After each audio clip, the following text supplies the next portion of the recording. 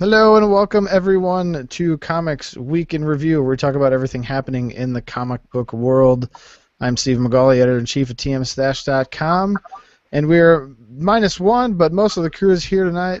Mr. DC, Mr. Marvel, Ed Garrett, Joseph Gagel. Good evening, guys. Good evening. Hey, Fortunately, Nick is out of town and unable to get a solid internet connection to connect with us, but he should be back with us next week. But without further ado, always lots of fun things to talk about in the comic book world.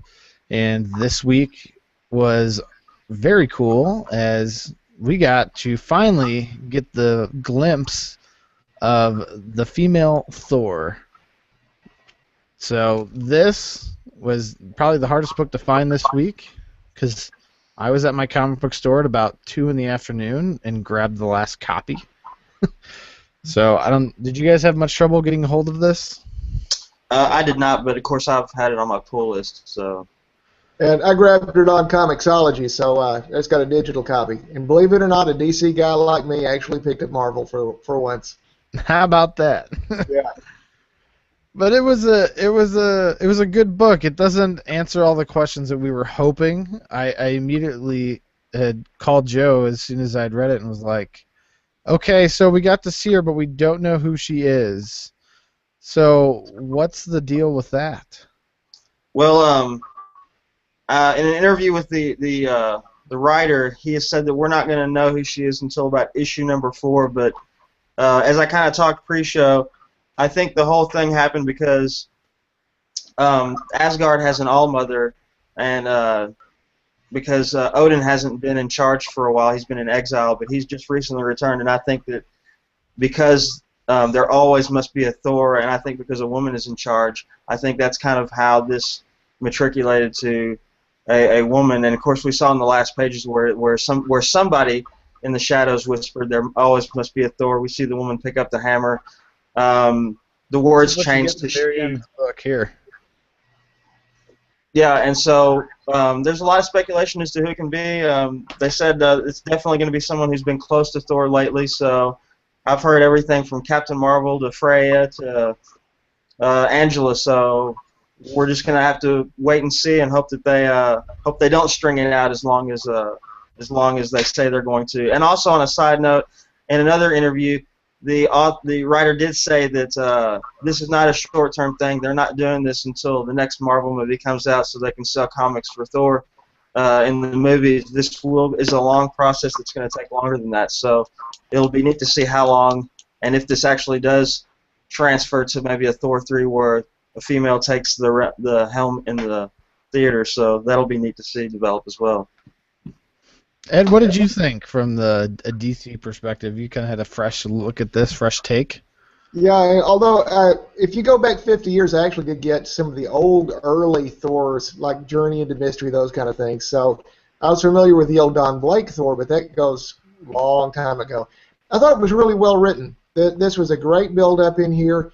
You have Odin coming back with a huge amount of bluster, saying, you've been screwing up. I'm going to show you how it's really done, and to find out, no, he really can't make it change either. And I thought there were parts of it that were actually really quite hilarious, with everyone trying to pick up this hammer, and including Odin, who's going to clear everything out and let me have it. I'll show you how it's done, and he had no luck either.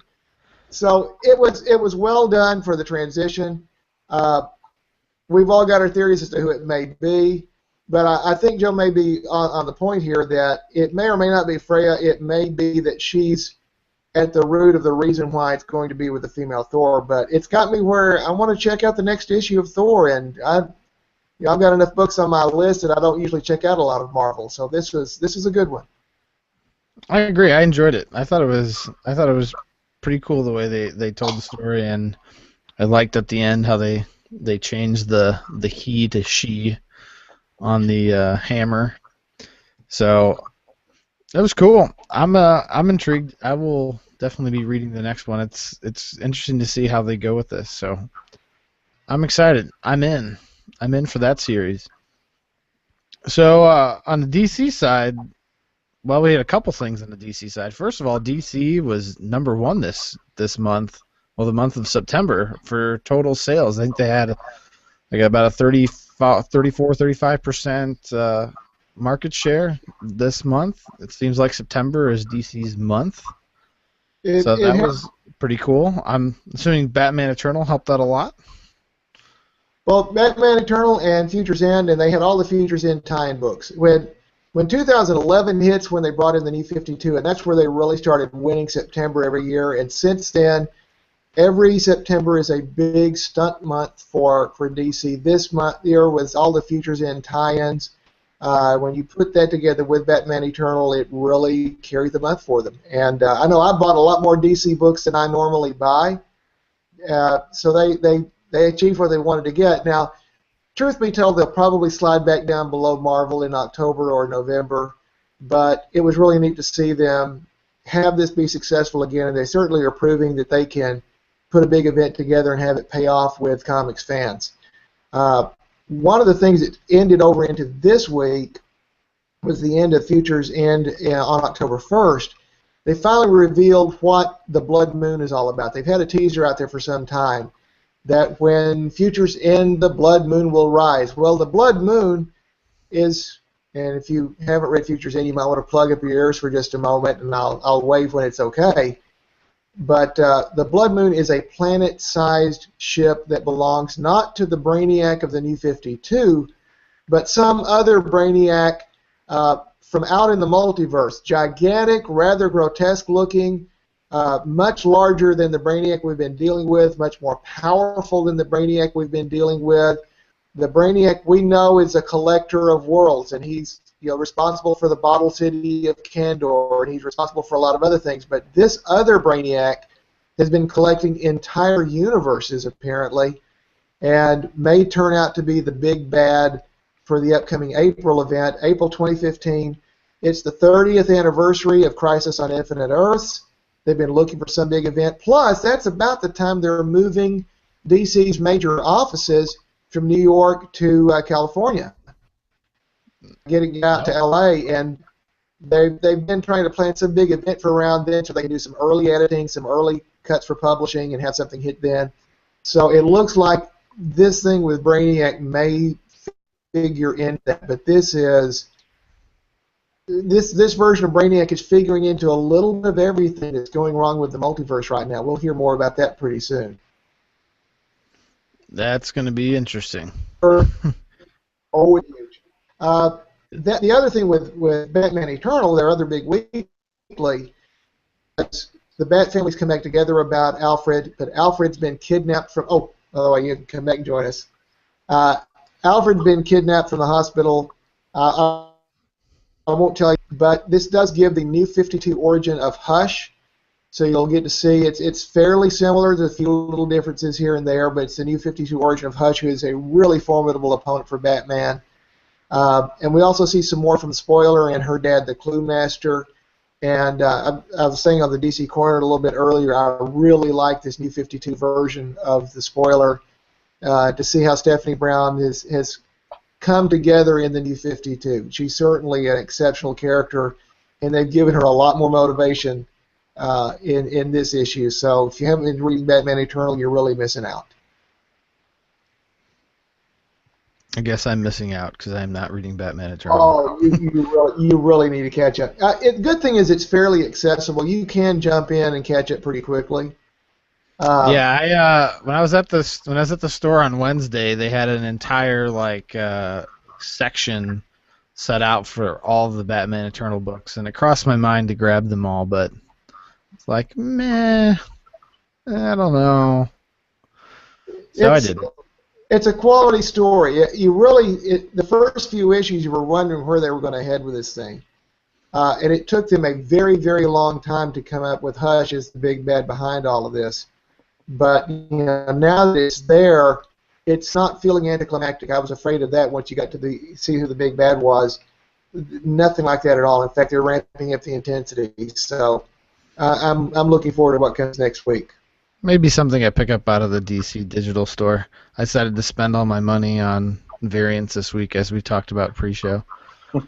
Yeah, that'll suck your wallet dry pretty quick. Yeah, I got a little carried away this week, but it was all right. It was good. I got some cool stuff. Got my favorite cover I'll show this off on the show just because it's my favorite cover I've got this far. But this was one of the better books of the week too. This and Thor. So sorry, DC, not much love here. But Death of Wolverine was awesome. Let me give you one of the best indies of the week. The Damnation of Charlie Wormwood debuted for Dynamite. They've been on Thrillbent, and I'm a big fan of Thrillbent. That's Mark Waid's digital store. But they've gone into print with this one. There's certainly more than a little hint of Breaking Bad in this story, but it's all its own. It's done really well. Charlie Wormwood is an instructor at a prison, and everything's going wrong in his life. His son's sick. There's a mystery illness. They can't figure out what's going on. The bills are piling up.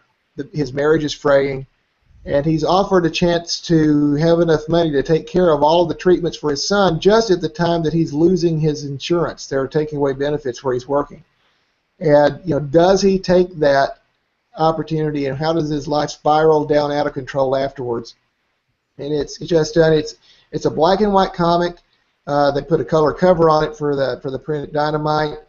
But the black and white really worked for the series, and it's exceptionally well written. If you like that kind of a story, it's more than worth checking out. You can get the print version at your local comic shop now, and if you want to jump ahead a few chapters, just check out Thrillbent. Awesome. Pardon me. Well, what did you like from Marvel this week, Joe? Besides, well, I hinted at the Death of Wolverine. That was a pretty good book. I like kind of how they're jumping around from space to space. There, we're in Japan. Yeah. I thought it was a pretty good book. It still kind of makes me wonder where they're going in the next issue, which is going to be the last issue, which is going to hit on October 15th. But overall, I thought it was really good. They've done really good with the artwork. We talked about the cool director's cut stuff they kind of have in the back. That's neat. The standard foil covers that they're coming out with, they're just really throwing it all at it, and kind of giving him the send off I feel like he deserves. Yeah, definitely. I think it's pretty cool how his storyline's coming about and how he's kind of accepting himself as this blemished person who is no longer, immune to the world, to where he can just do whatever he wants and heal himself and carry on and just, I'll fix it later. And he's finally learning to become a human. So that's kind of a cool aspect of the story. So I'm intrigued that they kind of pulled that in, and it's not just this wild goose chase of who's trying to kill me. So it's cool. I'm enjoying it. So I got it all caught up this week and liked it a lot. Also, we said earlier we have a new Thor. We also this week had a new Captain America.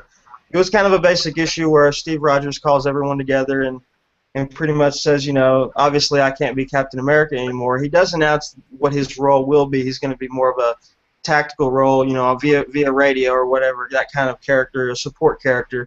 But he introduced the character that we've all known is going to be Captain America, Sam Wilson, the Falcon, and it also appears like he's going to be both the Falcon and Captain America. He's going to keep his wings.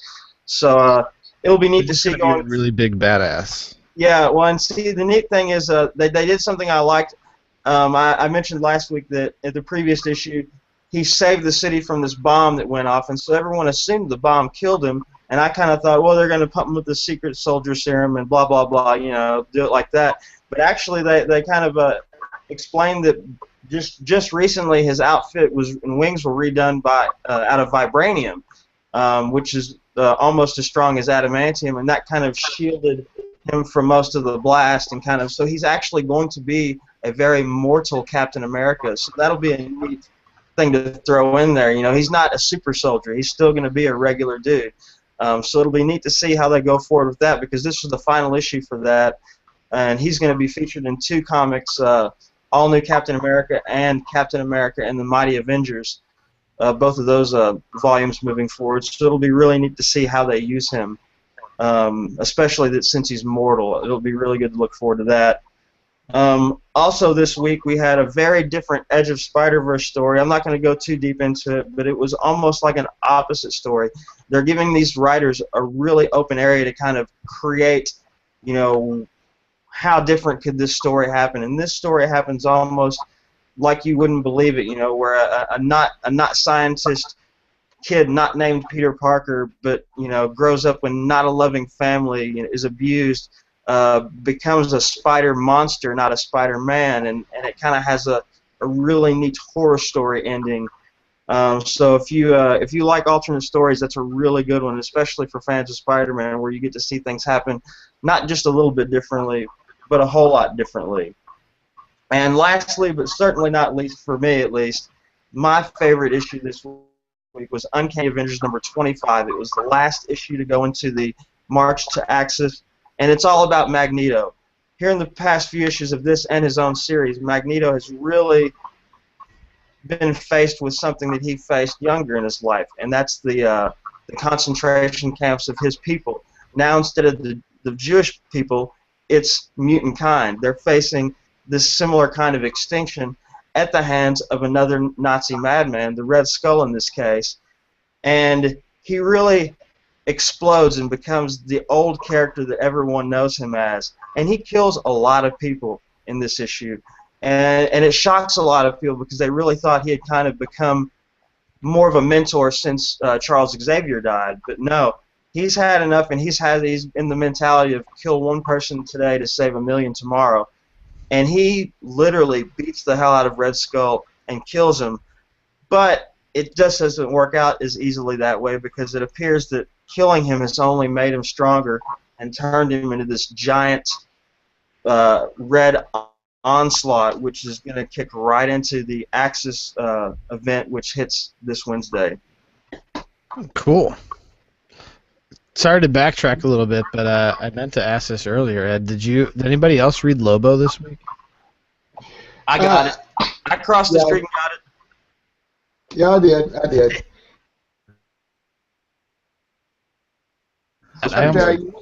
You don't get to see much of the main man. You get to see his head. Yeah, I thought that was rather quick. I thought they would kind of maybe half the issue would be him battling with that Lobo or something, but they really did a cut and dry and onto the next thing, which I thought was pretty good. I think I'll come back for another issue. Yeah, I still like the main man better, but I'll still check it out another issue and see what comes out of it. Yeah, there was also, I saw a couple. There was some Flash crossover books that are leading into the TV series, the TV show. Flash Season 0 came out, which is they've got digital comics that are coming out. In fact, Monday Chapter 3 will come out. The Flash Season 0 number 1 is a print version of the first 2 chapters. It's written by the story is by the executive producer of both Arrow and the Flash, written by one of the Flash writers and one of the Arrow writers, and drawn by Phil Hester, who's got a very unique style that he brings to the book. And it's more of a lighthearted kind of a tale. It's not really Silver Agey, but it's certainly a little bit lighter tone than what the main Flash title is. But it's pretty good. And of course, the show itself comes out on Tuesday, and we've already been talking about the pilot. It's exceptional. It's got to be a success. This is one of the best done shows. It's everything I could have hoped for. I mean, yes, I would love for the costume to look like the comic book, but if that's going to be my main gripe, then I don't have a lot to gripe about. This is going to be a good show. I totally agree. Especially since what they've kind of built off of the origin happening in Arrow, which has already been arguably one of the best series out there, you know, comic or non-comic. So if you got the same people doing it, and they've already said there's going to be potential television crossovers again, so they're building a small universe here that I can't see going wrong. Yeah, no, yeah. I agree. It's going to be awesome. It's going to be fantastic. I think it has the chance to be every bit as good as probably one of the better new shows of the year. See how it holds up against Gotham. Gotham again's been good, been pretty entertaining. So, yeah, I'm excited for this week because we get the Flash and Arrow this week. and Arrow from where they left off last season is gonna be awesome. So it's gonna be great. I'm excited. This week is really where TV gets kicked off for me. So looking forward to both those shows and encourage everybody else to do so as well. And of course, that on top of Shield and Gotham, I mean, that makes a great Monday through Wednesday. Yep. Yeah. Shield and Gotham on Mondays, Flash Tuesday, Wednesday Arrow. Shield's on Tuesday. I'm sorry? Shield's on Tuesdays. Shield will probably go straight up against Flash. I think they're in the same time slot. I think they're in the 8 p.m. time slots. Shield is on the 9 Eastern. So if Shield's 9, I think Flash is at 8, so we may be okay there. So there you go. That makes for a good Tuesday night. Absolutely. Yep. As far as I'm concerned. Mm-hmm. Ed, what did you have coming up this week? What are some books we should be looking forward to? Okay, we'll start with DC. Batman Eternal and Future's End, of course, are out there, but Batgirl starts with the new team, and the artist is Babs Tarr. I can't believe that they would have someone drawing Barbara Gordon named Babs, but that's perfect. And I'm looking forward to this. The artwork's sort of indie style. The new costume they're going to put on her is already getting cosplayed. I've got some hopes for this one. Batman's out. Earth 2 starts their World's End storyline where Earth 2 may wind up being destroyed. Superman Wonder Woman comes out. The last one from Charles Soule. And then Green Lantern Corps continues the Godhead storyline where the new gods have decided that all these different ring bearers are the real problem in the multiverse, and they're there to grab all of this while Darkseid's looking for the anti-life equation. They're looking for the life equation, and they think they can get it if they can find and capture Kyle Rayner, who's the White Lantern. That'll be interesting. In the Indies, Image has got Copperhead #2 out, which I think Nick is going to really like. Ghosted, which is one of my favorites. Spawn comes out, and Witches #1 comes out. I think Steve, you've been looking for that one. Dark Horse has an Alien vs. Predator series starting. Dynamite has a new Vampirella series, Fury Tales, not Fairy Tales, but Fury Tales.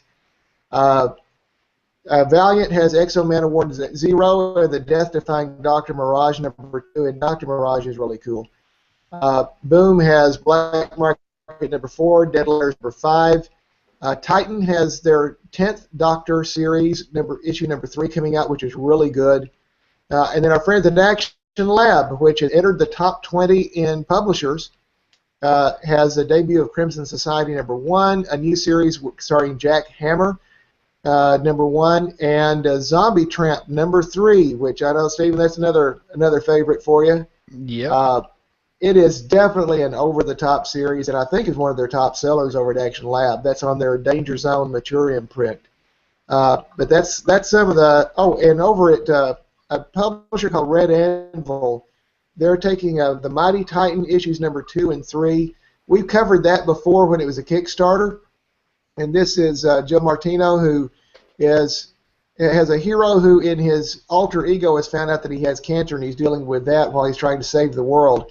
And it sort of mirrors this creator's own battle with cancer a couple of times. He's had some great artists come in for alternate covers, from Jerry Ordway to Jamal Igle and a whole lot of others. And that's smaller press, but if you can check with your comic shop, you can get it. And again, that's Mighty Titan #2 and #3 coming out on Wednesday. Awesome. And what do you have to look forward to, Joe? Well, there's a handful of decent issues this week. As I said earlier, this next week kicks off Axis with Avengers and X-Men #1. That should be really good. Another good one, Hawkeye versus Deadpool #1 is going to hit. Nightcrawler #7 should be pretty good. It's said to be a somewhat tie into the death of Wolverine, so I'm going to pick that up to see what that's all about. Rocket Raccoon #4, Savage Hulk #5, X-Force #10, Punisher 11, All New Ultimates 9, Captain Marvel #8, Hawkeye 21, Avengers 36, and last but definitely not least, The Amazing Spider-Man number 7, which is going to be a team-up issue with Ms. Marvel, and it's going to be a Edge of Spider-Verse book that's going to kind of introduce us to Spider-Man UK. So, very interested to see how this one goes. Excellent. And what are your picks? What were your picks of the week? Go ahead, Ed. Oh gosh. From this past week, I guess my favorites would be Batman Eternal and Future's End. I know it's easy picks to grab, but they were by far my favorites from DC. My favorite overall, I have to say, was probably the indie book, The Damnation of Charlie Wormwood. I'm really into that book.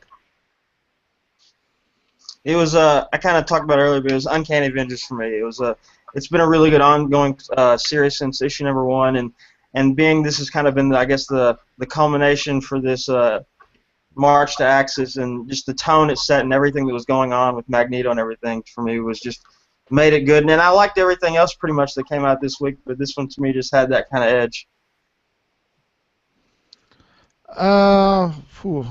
Pick for me. I did read The Walking Dead. I don't know if that was a pick of the week. It was a good book, but not necessarily a pick. I would, torn between Thor and Wolverine, I'd probably go Thor. I thought the way they told the story was pretty good. Drawing was excellent, and I like where they're taking the story. So my pick would be Thor, even though the whole Wolverine series is awesome. So that's my pick. That pretty much wraps it up for Comics Week in Review. I do have a miss if you want one. Oh, what do we got for a miss? I didn't have any misses. Bucky Barnes, Winter Soldier number 1. I just didn't really click with it. I felt like the story and the art were kind of all over the place, and I just kind of felt kind of lost. I know what kind of happened going into it, but it just, it really disappointed me. But of course, didn't have high hopes for it, but I thought it would be good, and to me, it just kind of let me down. So that's my miss it. Your skip of the week. Yeah, I'll give you a skip of the week from DC, and the funny thing is, it's actually a well-written book, but it's Grayson. It's an excellent spy thriller. If you're into spy comics, this is a great book. The only problem is it stars Dick Grayson, and I'm sorry, I'm being the old fart here, the get off my lawn kind of guy, but I can't get over the fact that this is Nightwing, who should be out there as Nightwing, and to have him so radically altered to be Mr. Super Spy Mole in the organization, I'm having trouble with that. But take it face value, it's a great book, but it's one that you can skip and still be okay.